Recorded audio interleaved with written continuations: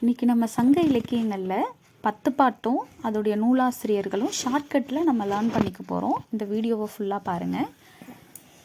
First one Thirumurugaatruppadai. அவருடைய நூலாசிரியர் வந்து நக்கீரர்.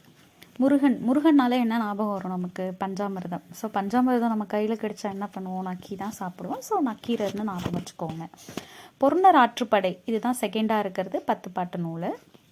இதோடைய நூலாசிரியர் வந்து முடத்தாம கன்னியார். தாம கன்னியார். ஓகேவா? தாமதமாக வந்ததுன்னா நம்ம கொஞ்சம் பொறுமையாக தான் இருந்தாகணும். ஸோ பொறுக்கணும். அப்போ பொறு. நெக்ஸ்ட்டு சிறுபனாற்றுப்படை, நல்லூர் நத்தனத்தார். இப்போ சிறுபனாற்றுப்படை நல்லூர் நத்தனத்தார் இப்போ வந்து ஒரு சின்ன பானை அளவு, எந்த கிரேச்சர்ஸ் வந்து அதோடைய உடம்பு மேலே ஒரு சின்ன பானை அளவுக்கு ஒரு நீர் கொண்டு போகணும் ஞாபகம் இருக்கா அவங்களுக்கு? நத்தை தான். ஸோ சிறு பானைனாலே உங்களுக்கு நத்தன்றது ஞாபகம் வரணும். நத்தன்றது ஒரு வகை கிரேச்சர்ஸ்னு உங்களுக்கு தெரியும்ல. ஸோ அதை வச்சு ஞாபகம் வச்சுக்கோங்க. அடுத்தது பெருமனாற்றுப்படை, உருத்திரங்கண்ணனார் அப்படின்னு இருக்குது.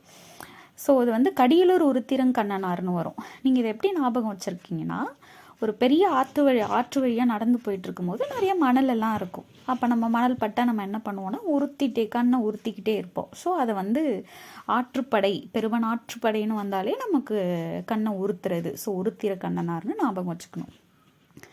5வது என்ன கொடுத்துருக்காங்கன்னா முல்லைப்பாட்டு, நம்பூதனார். முல்லைனாலே பூ தான் ஞாபகம் வரும் நமக்கு.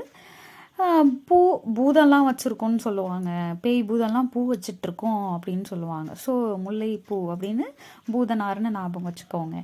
அடுத்தது மதுரை காஞ்சி, மதுரை மாங்குடி. இதை நீங்கள் ஈஸியாக ஞாபகம் வச்சுக்கலாம். மதுரை காஞ்சி, மாங்குடி மருதனார், அவ்வளோதான். 7th ஒன் பார்த்தீங்கன்னா நெடுநல் வாடை, நெடுநல் வாடை நக்கீரை. சாப்பிடும் போது ஒரு நல்ல வாடை அடிச்சதுன்னா நம்ம இன்னும் அப்படியே சாப்பாடு போட்டு நக்கி நல்லா ருசித்து சாப்பிடுவோம். ஸோ நக்கீரர், நல்வாடை, நக்கீரரோட கனெக்ட் பண்ணிக்கோங்க. 8th ஒன் என்னென்னா குறிஞ்சு பாட்டு. இது எழுதினவங்க யாருன்னா கபிலர். எங்கள் ஊரில் கபிலருன்றவங்க குறி சொல்கிறாங்க. உங்கள் ஊர்லேயும் குறி சொல்கிறாங்களான்னு பாருங்கள். Okay. 9th one Pattinappalai, Uruthirangannanar. அதே உருத்திரங்கண்ணனார்னா பெருமனாற்றுப்படைன்னு பார்த்தோம். ஆற்று வழியாக நடந்து போகும்போது கண்ணனார் கண்ணெல்லாம் உறுத்துது அப்படின்னு சொல்லிட்டு பார்த்தோம் நம்ம. பட்டினப்பாலை, பாலை வழியாக நடந்து போனாலும் நிறைய மணல் இருக்கும். அப்போ என்ன பண்ணுவோம்? நம்ம மணல் ஏதாவது கண்ணில் பட்டுடுச்சுன்னா நம்ம கண்ணை உறுத்திக்கிட்டே வருவோம். ஸோ உருத்திரங்கண்ணனார் ஞாபகம் வச்சுக்கோங்க. மலைப்படு காடாம், இது ரொம்ப ஈஸியான ஷார்ட்கட் இருக்குது. மலை எப்பயுமே எப்படி இருக்கும்? நமக்கு பெருசாக இருக்கும். ஸோ பெருங்குன்றூர் பெருங்கௌசியனார் அப்படின்னு ஈஸியாக ஞாபகம் வச்சுக்கலாம். இந்த சேனல் உங்களுக்கு பிடிச்சிருந்ததுன்னா சப்ஸ்கிரைப் பண்ணி லைக் பண்ணுங்கள்.